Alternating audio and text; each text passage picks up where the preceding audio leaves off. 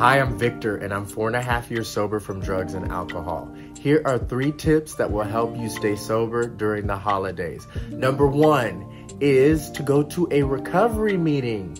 That's things like Alcoholics Anonymous, Marijuana Anonymous, Cocaine Anonymous. If you have a drug issue or anything, there is an anonymous group meeting, usually in your area or virtually, that you can find that will help you during the holidays. The great thing is they have meetings during Christmas and even on New Year's Eve and everything. So find a group to help you.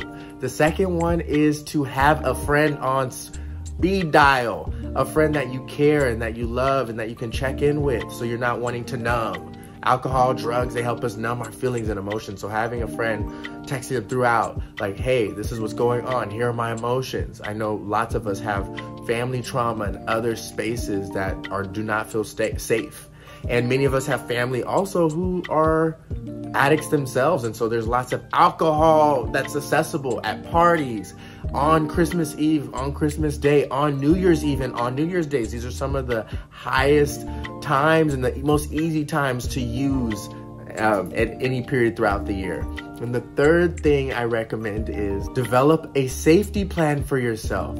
So for example, it's New Year's Eve. You're planning on going out with friends. What does it look like to be like, well, if my friends are getting too drunk or I feel the urge to use, this is where I'm gonna go. I'm going to leave 2 hours after versus staying the whole night till 4 or 5 a.m. Having some sort of safety plan. Also reaching out to that same friend that I said earlier, like, hey, what do you recommend? Checking in with them.